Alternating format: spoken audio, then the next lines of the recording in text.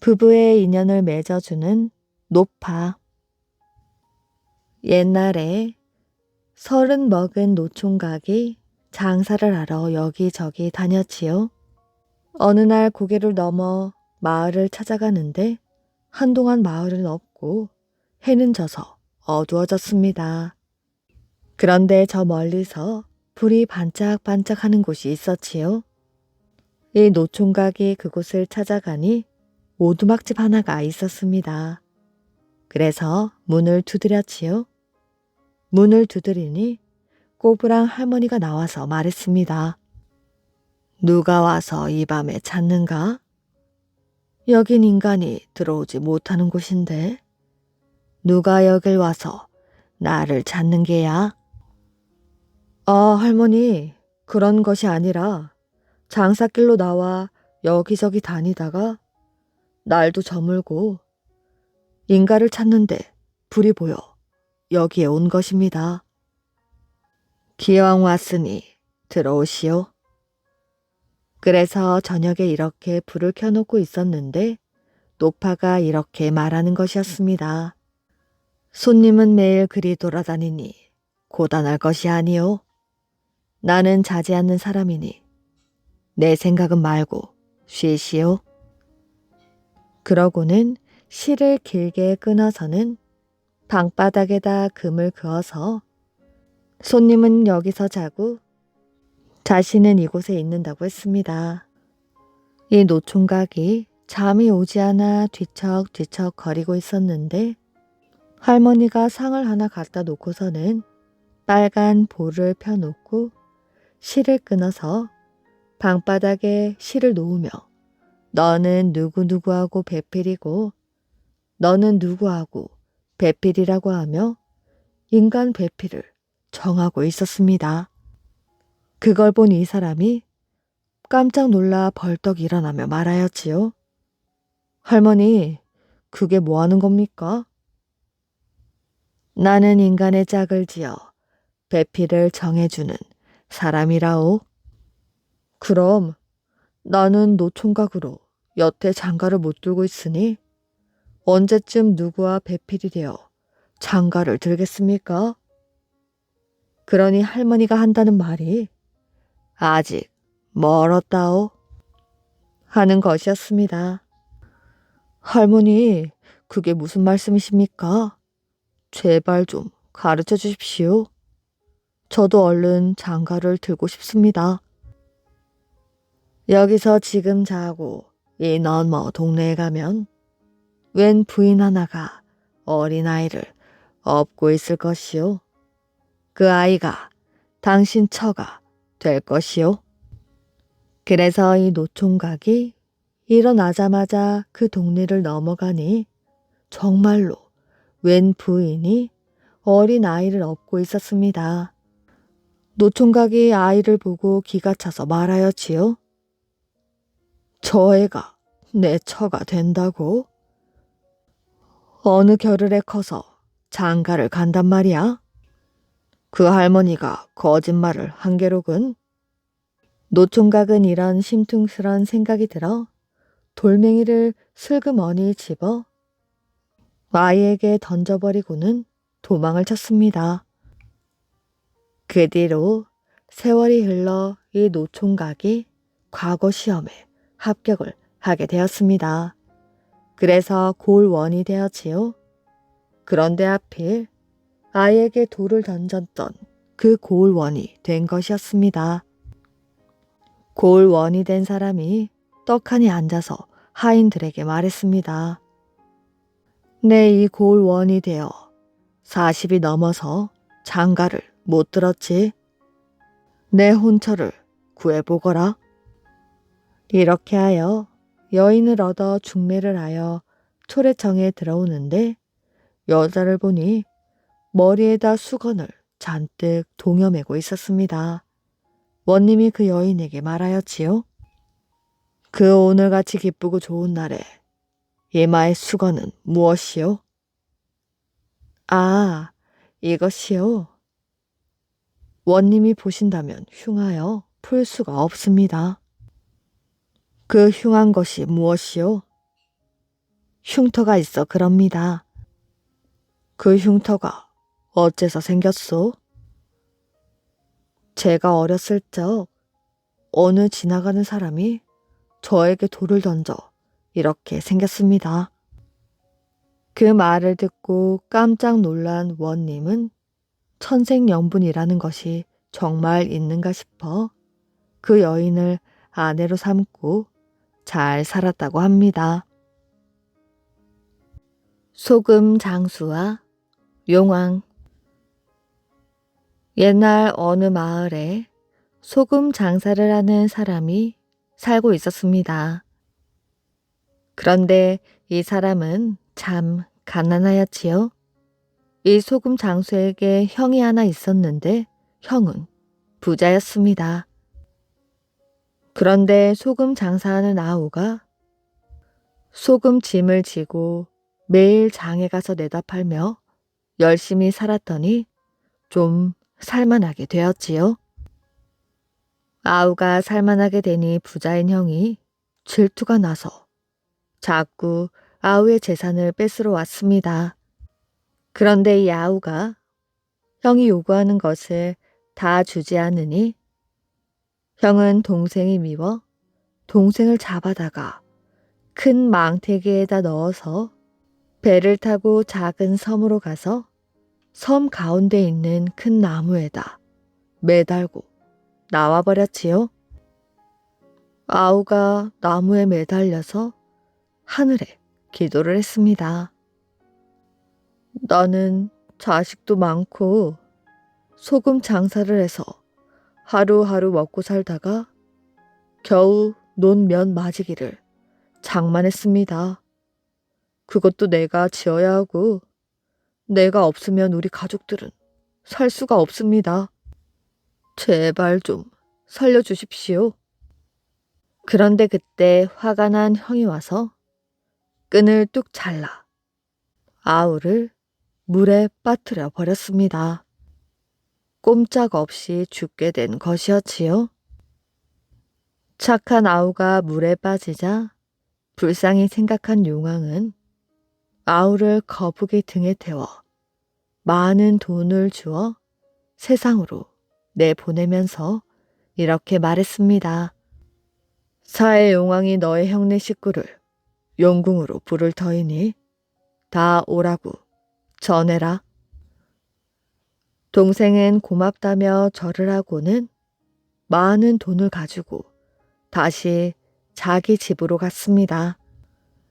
그런데 동생은 분명 바다에 빠뜨렸는데 많은 돈을 가지고 왔다고 하니 형이 이상한 생각이 들었지요. 당장 아우에게 갔습니다. 너 어떻게 해서 이리 돌아온 것이야? 예, 형님. 저는 용왕님이 구해주시고 거북이 등에 태워 이렇게 내보내주었습니다. 아우는 솔직하게 이야기했지요. 돈도 많이 주시고 소금 장사는 그만두고 이 돈으로 살라고 하셨습니다. 아 참, 형님도 용왕께서 전 가족을 모두 부른다고 하셨는데 가시겠어요? 형이 그 말을 듣고 아주 기뻐하며 말했습니다. 가야지. 당연히 가야지. 형네 식구들이 8이었는데 나룻배 하나를 타고 그곳으로 가보았습니다. 동생은 그 나무 밑에 가서 들어가면 용왕님이 받을 것이라고 이야기를 했습니다. 형은 나룻배를 타고 기뻐하며 그 나무 밑으로 가서 식구들과 함께 모두 텀벙하며 바닷속으로 뛰어 들어갔지요. 그런데 아무리 기다려도 형네 식구들은 나오지를 않았습니다. 결국 동생이 8 식구 모두 장사를 지내게 되었지요. 어사를 감동시킨 열부. 옛날 인조 때 어느 고을의 한 여인이 지아비가 죽은 지 3년이 넘도록 심요살이를 하는 연려상을 보여주자 나라에서는 이런 여인에게 상을 내려야 하지 않겠냐는 회의를 했습니다. 그런데 예조 판서 정의도는 심효살이를 했다고 하여 모두 연려는 아니므로 상을 줄 수 없다고 주장하였지요. 이에 한 대신이 정의도에게 그 이유를 캐 물었으나 그는 자신이 직접 경험했던 일인지라 차마 말은 못하고 끝까지 안 된다고 고집을 부렸습니다. 정의도가 젊은 시절이었지요. 강원도 어느 고을의 양반집에서 태어난 그는 사춘기가 되자 마을 여인들에게 관심을 가지게 되었습니다. 그러던 어느 날 정의도는 이웃 마을 사촌집에 갔다가 그곳에서 절세 미인 처녀인 오기를 만나게 되었지요. 그 처녀는 다름 아닌 고모댁의 하인이었습니다. 신부는 하인이었지만 그 미모가 워낙 뛰어나 누구든 그녀의 얼굴을 보면 감탄사를 터뜨렸지요. 정의도는 처녀를 보기 위해 허구한 날 고모댁을 찾아갔고 그럴 때마다 처녀와 정을 맺으려고 온갖 노력을 모두 기울였지만 처녀는 쉽게 그의 의도대로 따르지 않았습니다. 시간이 흐를수록 처녀에 대한 짝사랑은 깊어만 가고 급기야는 무력을 써야겠다는 생각을 했습니다.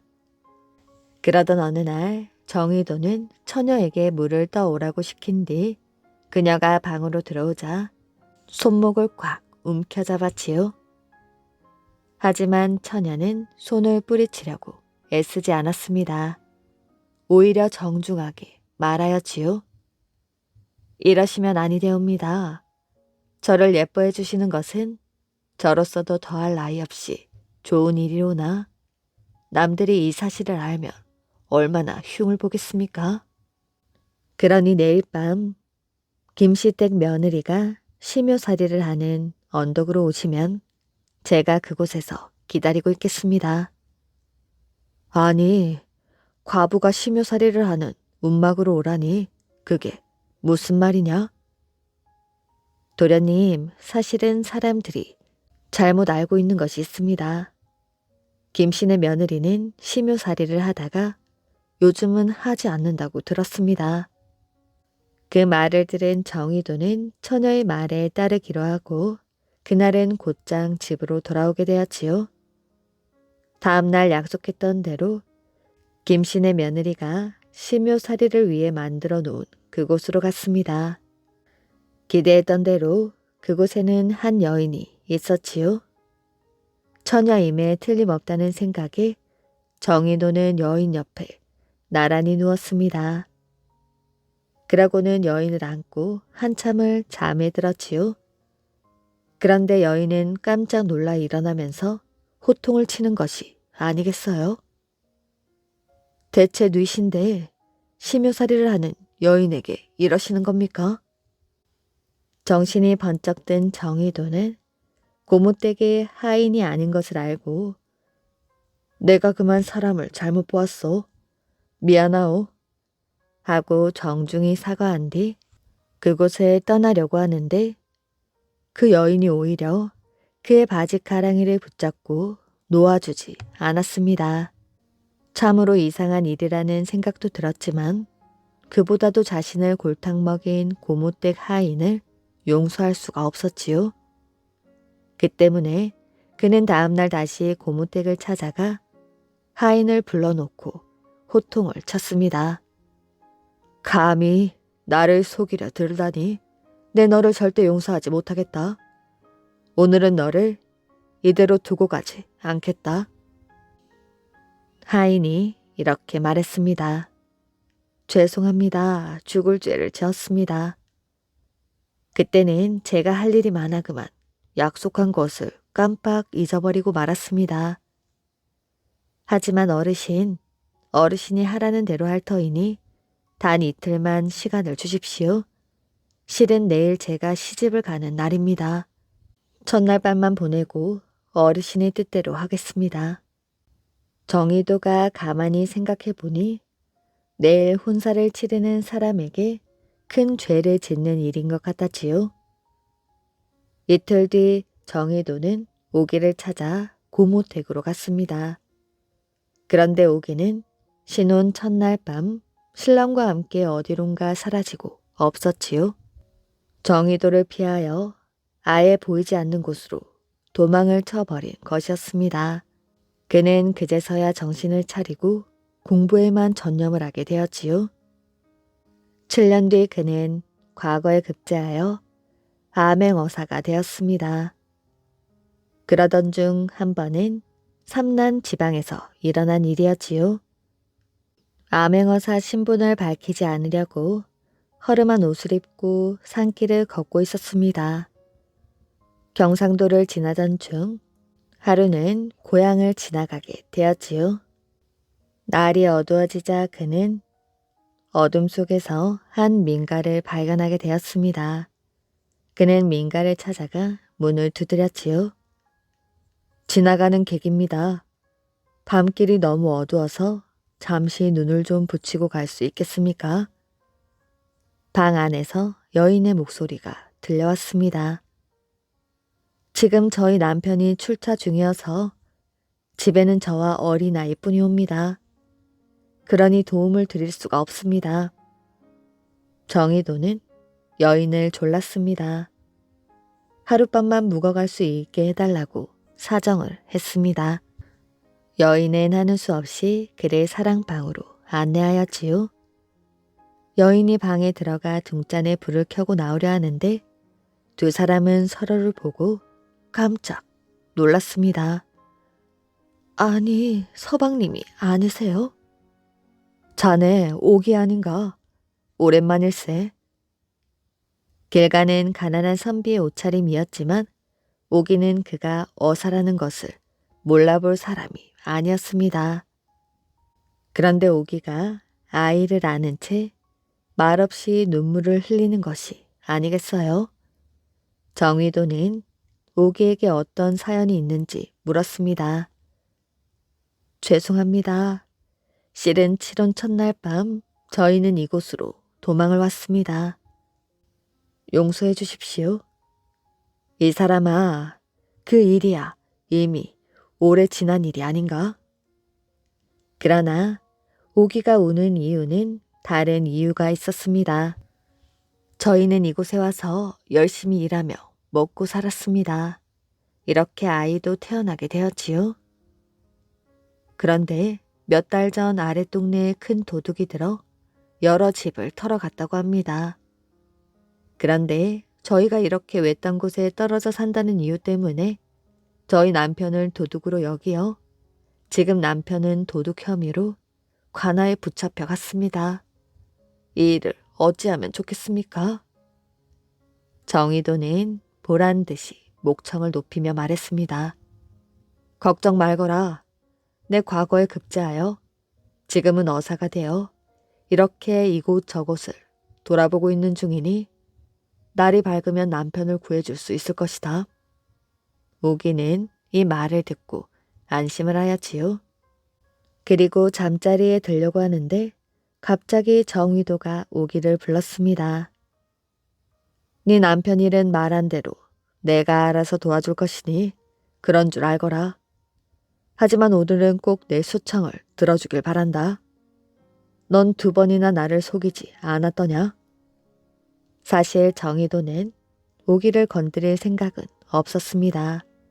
장난기가 발동하여 오기의 마음을 떠보기 위한 것이었지요. 그런데 오기는 정위도의 말을 진실로 받아들였습니다. 자식까지 난 제가 그렇게 원하던 서방님의 소원을 못 들어주겠습니까? 남편의 목숨을 구해주신다는데 그보다 더한 일도 할 수 있습니다. 아이를 재울 때까지 조금만 기다려 주십시오. 그런데 아이를 재우러 간 오기는 한참이 지나도 돌아오지 않았습니다. 무슨 일이라도 있는가 싶어 조심스레 안방을 살펴보았습니다. 순간 정희도는 너무 놀랐지요.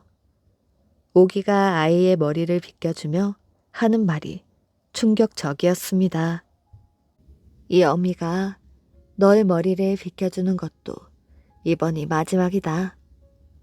어미가 없더라도 억울한 누명을 쓰고 관아에 끌려가 고생을 하는 아버지를 생각해야 돼.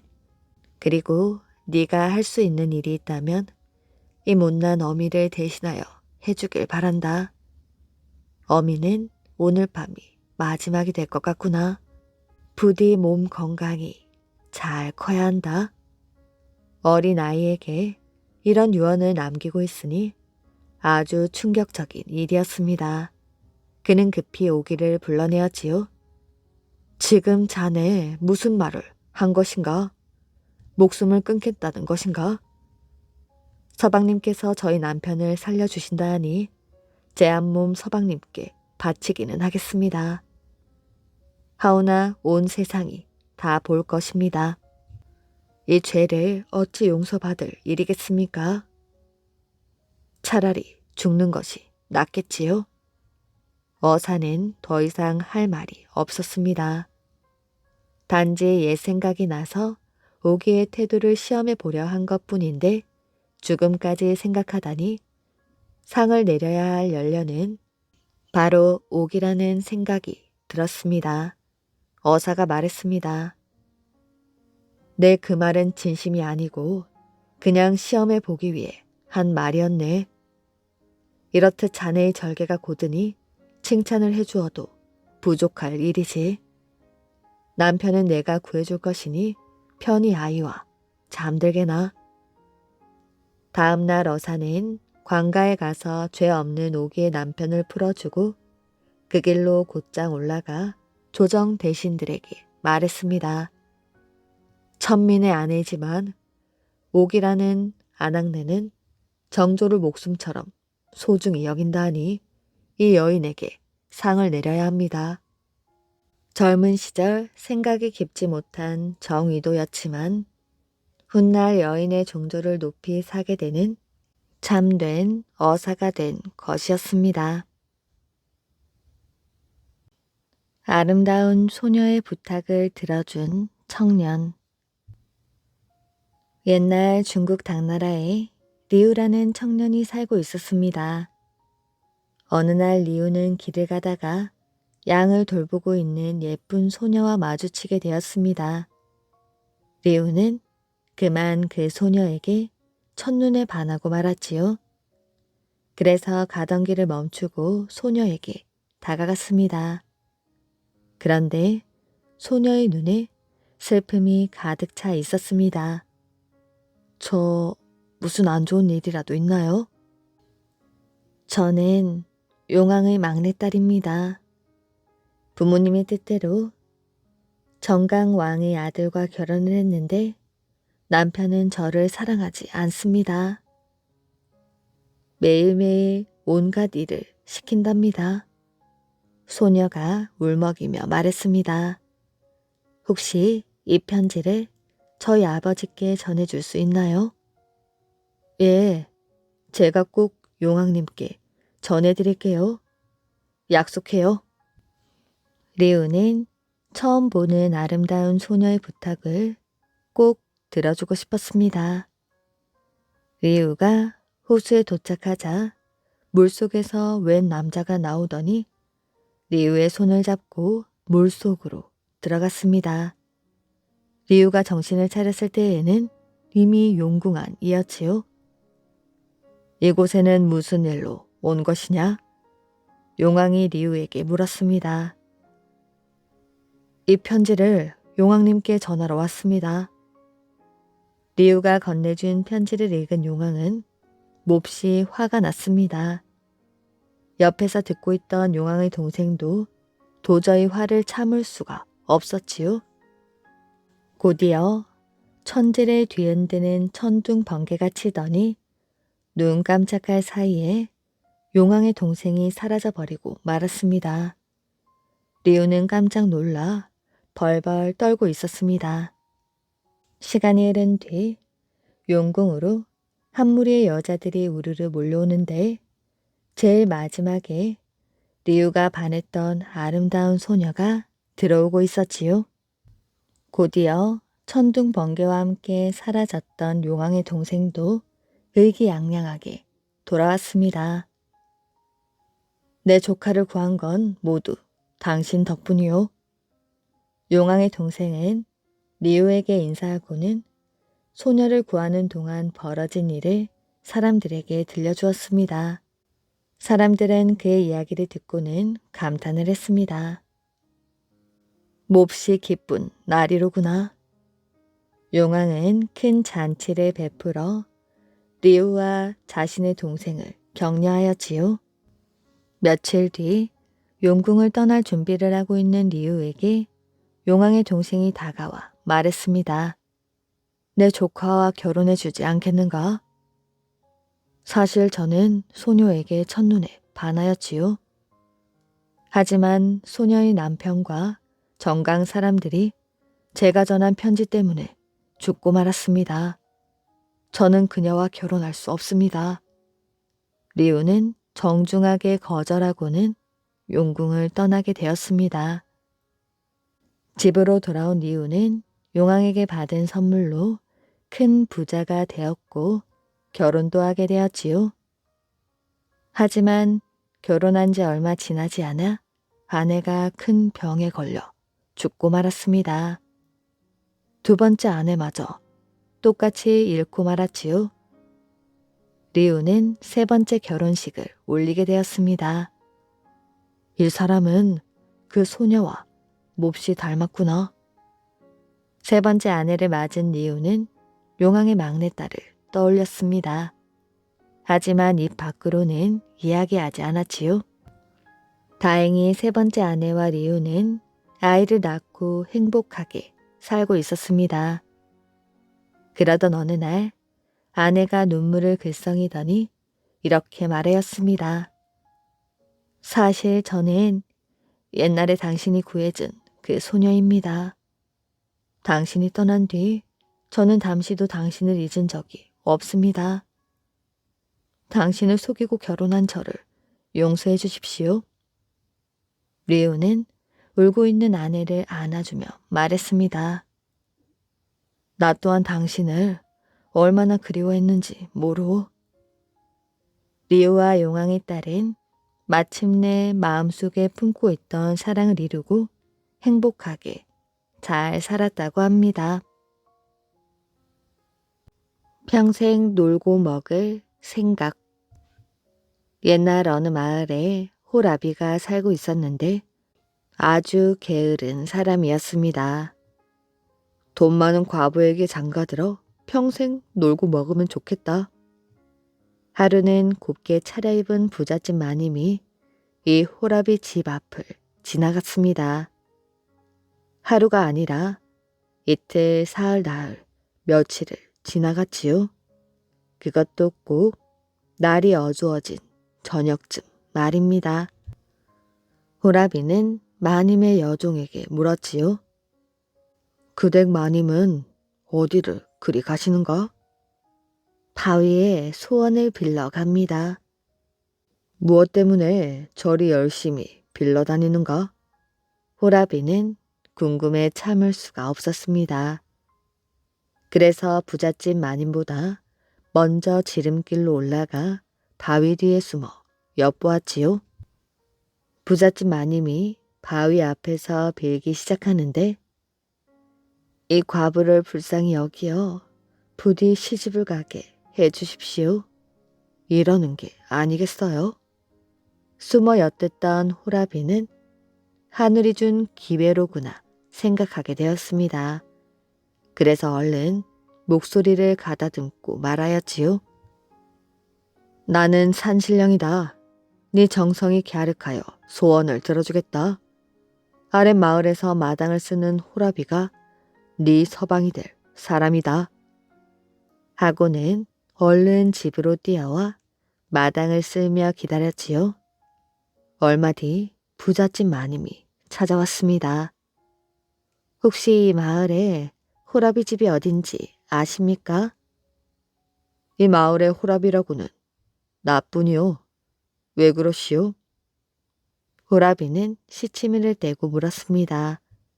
그러자 부잣집 마님이 제 서방님이 되어주십시오. 당장 저와 함께 우리 집으로 가시지요. 호라비는 냉큼 따라 나섰습니다. 따라가 보니 부잣집도 보통 부잣집이 아니었습니다. 고래등 같은 큰 집에 쌀이며 돈이 가득한 궤를 보니 정신을 차릴 수가 없었습니다. 이때 마님이 상다리가 이도록 진수성찬을 내오는데 호라비가 난생 처음 보는 음식들이었습니다. 그는 눈이 휘둥그레져 허겁지겁 밥을 먹었지요. 밥을 다 먹고 나니 비단 옷을 내놓았습니다. 서방님, 이제 이 옷으로 갈아입고 잠자리에 드시지요. 호라비는 얼른 옷으로 갈아입고 비단 이불을 덮고 잠자리에 들었지요. 얼마 뒤 지붕에서 달구지 소리가 시끄럽게 들렸습니다. 잠에서 깬 호라비가 냅다 소리를 질렀습니다. 어째 이리도 시끄러운 것이냐? 당장 멈추지 못할까? 그런데 위에서 누가 호라비를 물끄러미 내다보고 있는 게 아니겠어요? 그게 어떻게 된 일이고 하니 어떤 사람이 달구지를 끌고 다리를 건너는데 다리 아래에서 고함 소리가 들렸습니다. 그래서 내려다보니 바위 위에 호라비가 뼈다귀를 안고 누워 있었던 것이었지요. 조금만 움직이면 물에 빠져 죽을 것 같은데 그냥 태평하게 누워있는 것이었습니다. 이보시오. 위험하니 어서 나오시오. 물에 빠지기 전에 어서 나오시오. 그렇게 몇 번을 소리치자 그제야 정신이 든 호라비가 놀라 두리번 거렸습니다. 고래등 같은 기와집은 어디 가고 물 한가운데 바위 위에 누워있는 것이었습니다. 내가 귀신에게 홀렸군. 하고는 뒤도 돌아보지 않고 주랭랑을 쳤습니다. 평생 놀고 먹을 생각에 앞뒤 가리지 않고 귀신을 따라갔다가 큰 봉변을 당할 뻔한 것이었지요. 사계절 이야기. 데메테르는 대지의 여신이랍니다. 데메테르는 사람들을 사랑하여 곡식과 가위를 잘 익게 하고 가축들을 살찌웠지요. 모두들 데메테르를 좋아하고 고맙게 생각하고 있었습니다. 한편 데메테르에게는 페르세포나라는 귀여운 딸이 있었는데 몹시 아름다웠지요. 어느 날 페르세포네는 어느 섬의 들판에서 뛰어놀고 있었습니다. 그 섬에는 아름다운 꽃들이 피어 있었는데 그녀는 그곳에서 꽃을 꺾으며 노는 것을 좋아하였지요. 그때 지하 세계의 왕 하데스가 마차를 타고 지나가다가 우연히 페르세포네를 보았습니다. 그 순간 아름다움의 여신 아프로디테도 하데스와 페르세포네를 보았지요. 그러고는 아들 에로스에게 명령했습니다. 아들아, 하데스에게 화를 쏘아라. 하데스가 페르세포네를 사랑하게 만들어야겠다. 네, 어머니. 항상 화를 메고 다니는 에로스에게 화살을 맞은 사람은 바로 다음에 보게 되는 사람을 사랑하게 되어 있었지요. 에로스의 화살은 하데스의 가슴에 꽂혔고 하데스는 페르세포네에게 깊이 빠져들고 말았습니다. 아주 아름다운 처녀로구나. 저 처녀와 결혼을 한다면 얼마나 행복할까? 하데스는 지하 세계로 돌아와서도 페르세포네의 아름다운 모습을 머릿속에서 지울 수가 없었습니다. 자나깨나 그녀의 얼굴이 눈앞에서 어른어른 거렸지요. 그녀에게 청혼을 하면 어떨까? 그런데 그 누구라도 어두컴컴한 지하세계에 살고 싶어 하진 않겠지. 무엇보다 페르세포네의 어머니인 데메테르가 결혼을 반대할 것이야. 그러나 하데스는 페르세포네를 포기할 수 없었지요. 그녀를 지하 세계로 납치하기로 마음먹었습니다. 어느 날 페르세포네는 친구들과 섬의 들판을 뛰어다니고 있었지요. 여기 못 보던 꽃이 피어있네. 페르세포네는 수선알을 꺾어 바구니에 담았습니다. 그러고는 늘어선 수선알을 쫓아 혼자 숲속으로 들어갔지요. 페르세포네가 정신을 차렸을 때에는 친구들과 떨어져 낯선 곳에 와 있었습니다. 어머나, 내 정신 좀 봐. 페르세포네는 친구들에게 돌아가려고 돌아섰습니다. 그런데 바로 그때 갑자기 땅이 쩍 갈라지는 것이 아니겠어요? 그러더니 땅 속에서 검은 말들이 끄는 황금 마차가 나왔습니다. 황금 마차에 앉아있는 건 바로 하데스였지요. 그는 손을 뻗어 페르세포네의 몸을 낚아채어 마차에 태웠습니다. 그러고는 땅속으로 황금 마차를 몰았지요. 페르세포네는 깜짝 놀라 비명을 질렀습니다. 그때 태양의 신 헬리오스가 그 소리를 듣고 내려다보았습니다. 황금 마차가 땅속으로 사라지자 땅은 저절로 붙어버렸지요. 눈 깜짝할 사이에 벌어진 일이어서 헬리오스 말고는 아무도 눈치채지 못했습니다. 데메테르는 딸이 돌아오지 않자 딸을 찾아 헤매었지요. 페르세포네, 어디 있니? 그런데 어딜 가도 딸의 대답은 들을 수가 없었습니다. 너희들 내 딸을 보지 못했니? 데메테르는 아무나 붙잡고 물어보고 다녔지요. 하지만 딸을 보았다는 일은 아무도 없었습니다. 헬리오스는 하데스가 무서워 입을 꾹 다물고 있었습니다. 데메테르는 딸을 찾아다니느라 돼지를 돌보지 않았지요. 그러다 보니 곡식과 과일들이 시들어 죽었고 가축들도 말라 죽고 말았습니다. 사람들이 굶어 죽었고 재물이 없어 신들에게도 제사를 올리지 못했습니다. 베르세포네를 끝내 찾지 못한 데메테르는 헬리오스를 만나 하소연을 했습니다. 난 페르세포네 없이는 살 수 없습니다. 내게 얼마나 소중한 딸인지 잘 알고 있잖아요. 헬리오스, 내 딸이 누구에게 잡혀갔는지 알려줘요.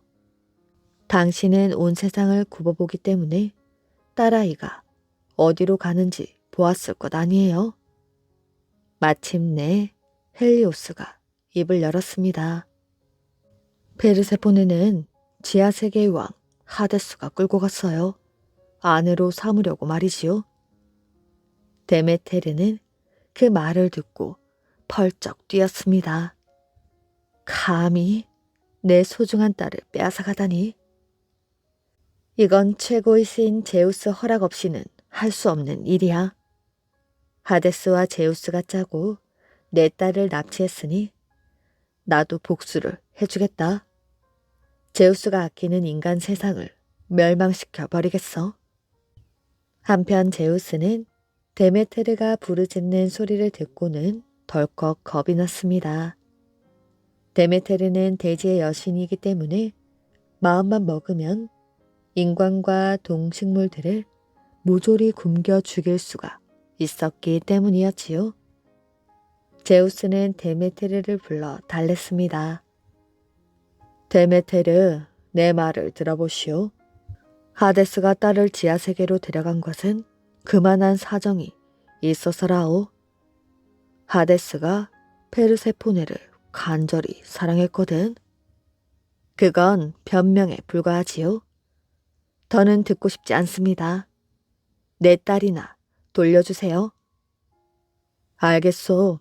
하데스에게 말해서 페르세포네를 돌려보내라고 하리다. 하지만 조건이 있어. 페르세포네가 지하세계에서 어떤 음식도 먹지 않았어야 땅 위로 나올 수가 있다오. 만약 음식을 한 입이라도 먹었다면 지하 세계에 남아 있어야 하오. 그건 저도 알고 있습니다. 그리하여 제우스는 신들의 심부름꾼인 헤르메스를 지하 세계로 보내게 되었습니다. 헤르메스는 하데스에게 제우스의 편지를 전하였지요. 하데스, 페르세포네를 엄마에게 돌려보내라. 데메테르의 노여움을 풀지 않으면 인간 세상은 멸망하고 말 것이야. 하데스는 제우스의 동생이었습니다. 페르세포네를 몹시 사랑했지만 제우스의 뜻을 거스를 수는 없었지요. 하데스는 페르세포네를 자신의 황금 마차에 태워 땅 위로 보내주기로 했습니다. 페르세포네가 마차에 타기 직전 하데스는 석류네아를 손에 쥐어주며 말하였지요. 당신은 여기 와서 아무것도 먹지 않았잖아요. 먼 길을 떠나야 하니 이거라도 드시오. 페르세포네는 석류를 먹었습니다. 하데스는 황금 마차를 몰아 페르세포네를 지상으로 데려다 주었지요. 데메테르는 섬의 들판에서 페르세포네를 기다리고 있었습니다. 어머니. 데메테르는 딸을 껴안으며 뜨거운 눈물을 흘렸습니다. 그동안 얼마나 고생이 많았니? 혹 지하 세계에서 무얼 먹은 것 아니겠지? 그곳에서 지낼 때에는 아무것도 먹지 않았는데 떠나기 전 석류네아를 먹었어요. 먼 길을 떠나려면 뭔가 먹어둬야 한다고 해서요. 뭐라고? 네가 하데스에게 속았구나. 지하 세계의 음식을 먹으면 지하 세계로 돌아가야 한단다. 베르세포네는 석류네아를 먹었기 때문에 1년 중 4달은 지하 세계에서 지내야 했습니다. 나머지 8달은 데메테르와 함께 보낼 수 있었지요. 추수가 끝나고 페르세포네가 지하 세계로 내려가면 데메테르는 슬픔에 잠겨 전혀 대지를 돌보지 않았습니다. 따라서 이때에는 꽃도 피지 않고 곡식도 자라지 않습니다. 이때가 바로 겨울이지요. 그리고 페르세포네가 지하 세계에서 돌아오면 데메테르는 기뻐하며 일을 시작했습니다. 봄이 찾아온 것이었습니다. 그리고 여름에는 곡식과 과일이 자라고 가을에는 열매가 모두 익어 사람들이 추수를 하였지요. 이렇게 하여 이 세상에는 사계절이 생겨났다고 합니다. 악마의 방앗간. 오랜 옛날 독일의 어느 산 길쐐기에 방앗간이 하나 있었습니다. 그 당시 방앗간은 바람의 힘으로 풍차를 돌려 방아를 찢는 방식이었지요. 그런데 방앗간 주인은 바람이 잘 불 때에는 괜찮았으나 바람이 불지 않으면 하염없이 허송세월을 해야 했습니다. 이날도 방앗간 주인은 바람이 불지 않아 하염없이 하늘만 바라보며 산 꼭대기를 바라보고 있었습니다. 그런데 산 꼭대기에는 바람이 얼마나 세차게 부는지 나뭇가지가 휘청휘청하였지요. 방앗간 주인은 산 꼭대기를 바라보며 만약 저 산 꼭대기에 방앗간이 있다면 이렇게 공치는 날도 없고 정말 좋겠다는 생각이 들었습니다.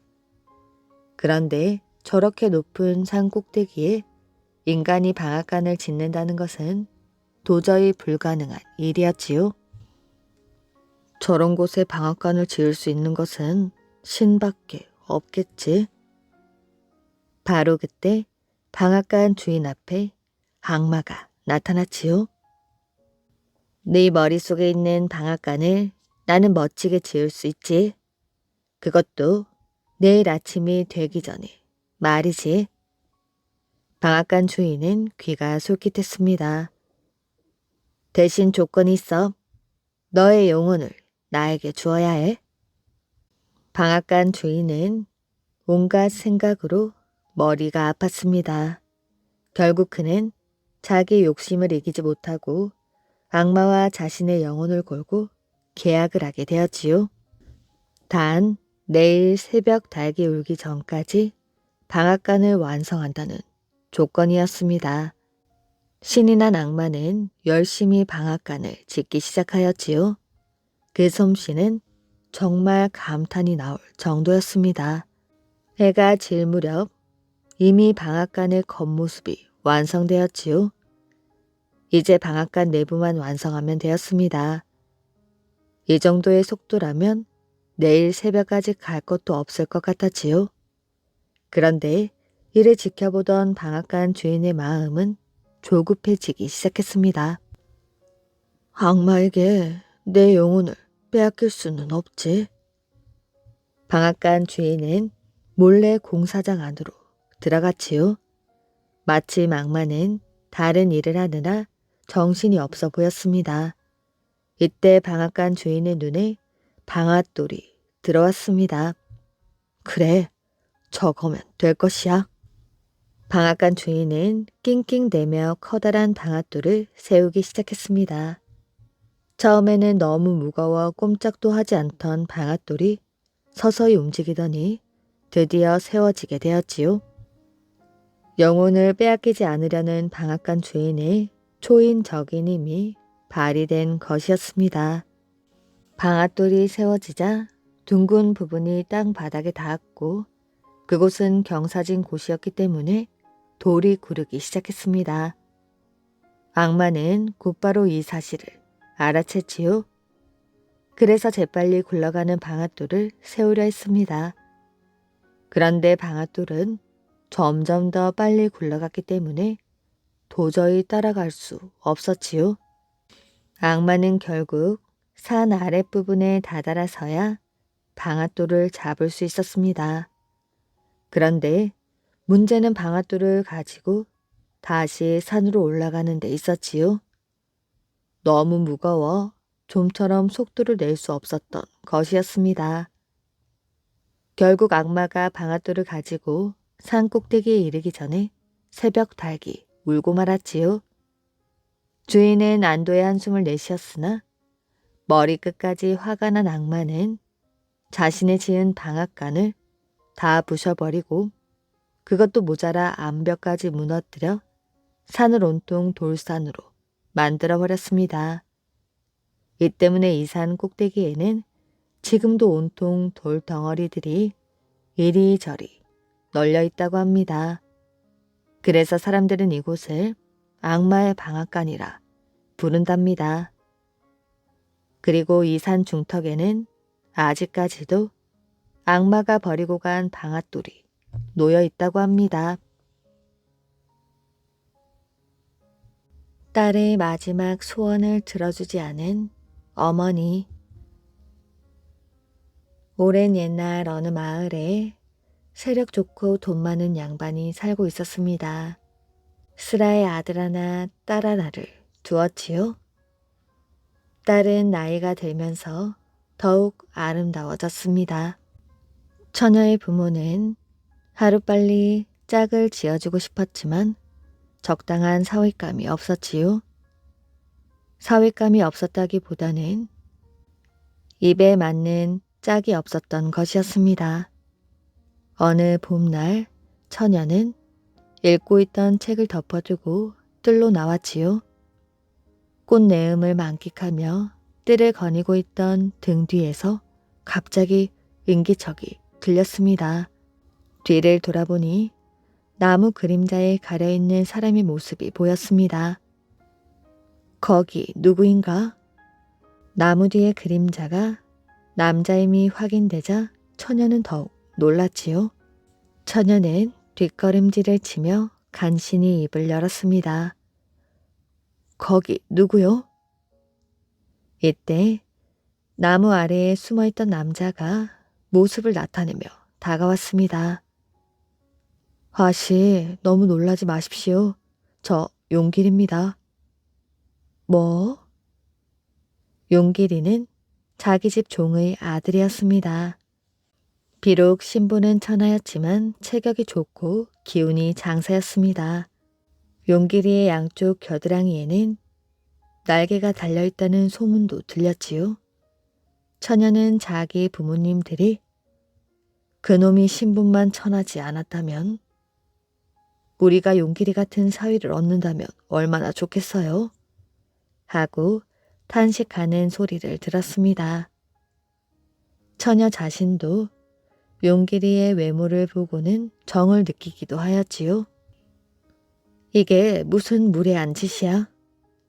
아씨, 용서해 주십시오.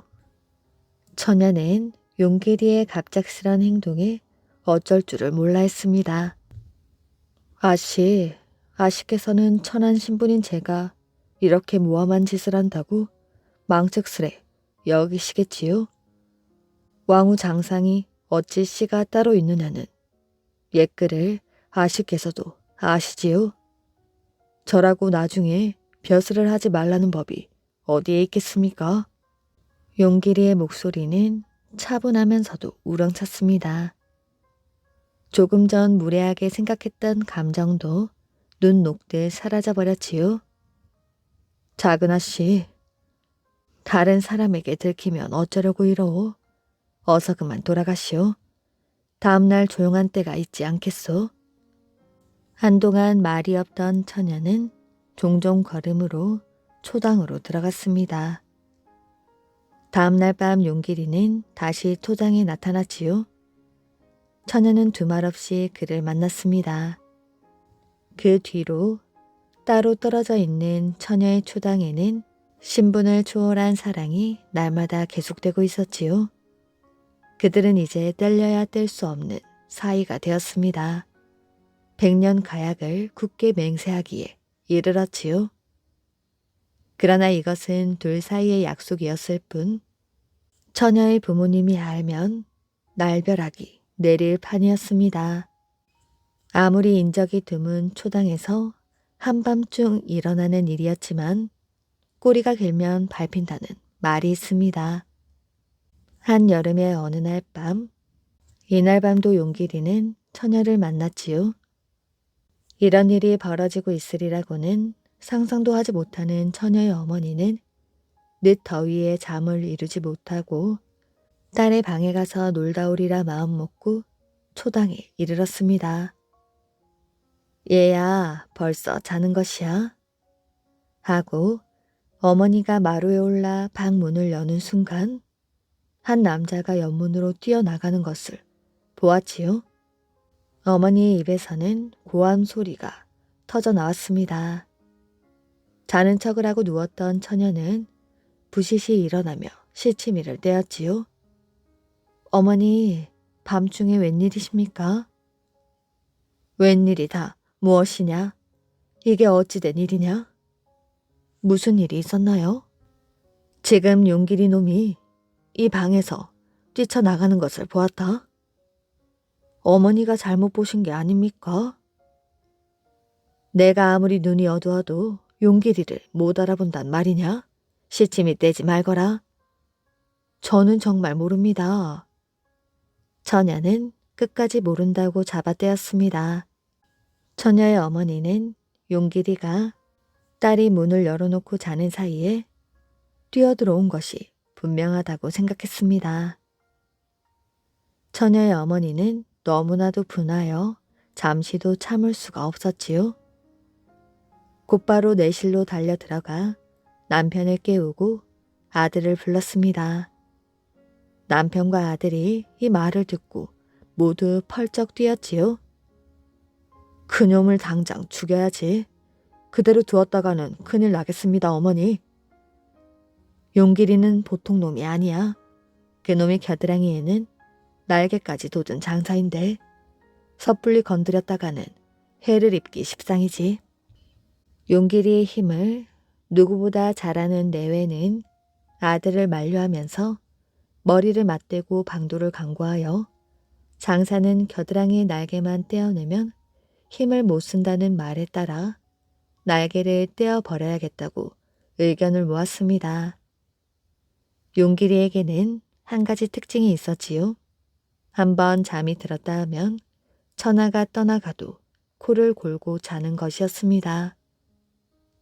잠이 든 후에는 그 누구도 깨울 수가 없었지요. 용길이에게는 행여 눈치를 보이면 안 되겠으므로 일체 내색을 하지 않고 은밀히 추진하기로 했습니다. 다음날 아침 신복인 하인을 불러 은밀히 분부하였지요.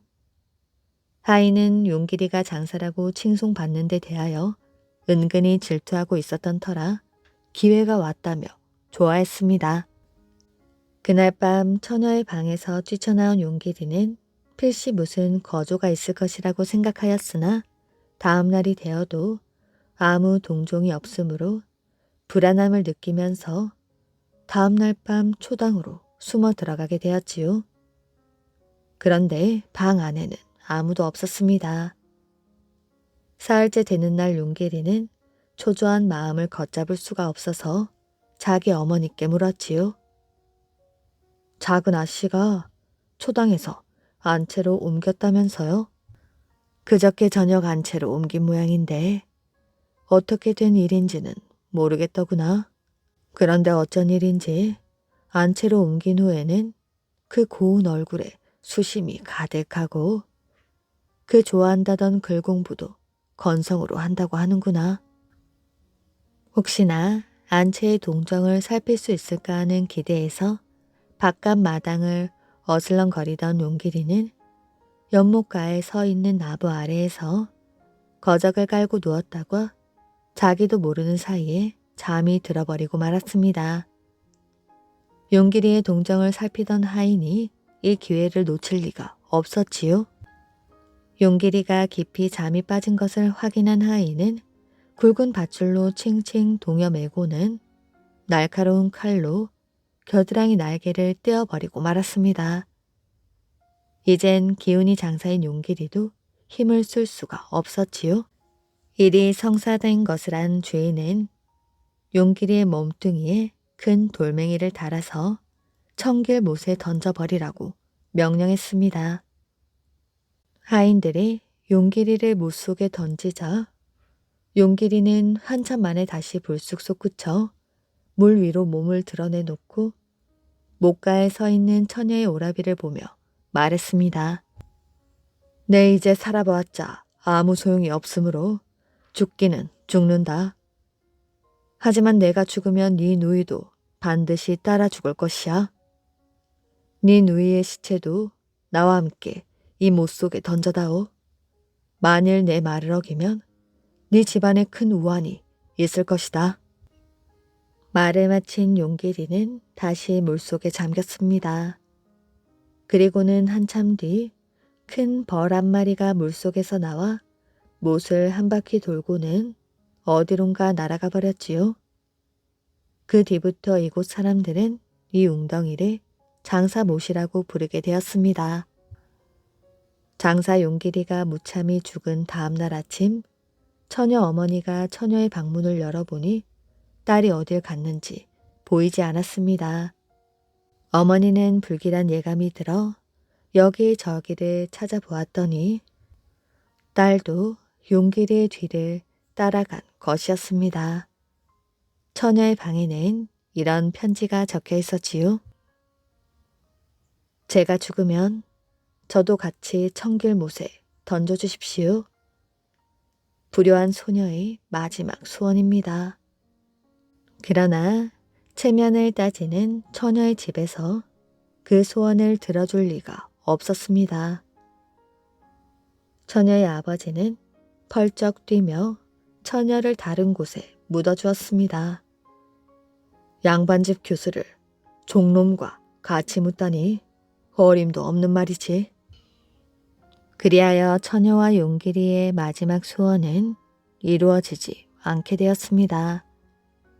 그런데 그 뒤로 이 집안에서는 여자아이가 태어나서 15살만 넘기면 죽어버리곤 하였지요. 그리하여 15이 되기 전에 서둘러 시집을 보냈다고 합니다. 이야기 재미있게 잘 들으셨나요? 오늘의 이야기는 여기까지입니다. 오늘도 이야기를 들어주셔서 정말 감사합니다. 오늘도 편안한 밤 되시길 바랍니다.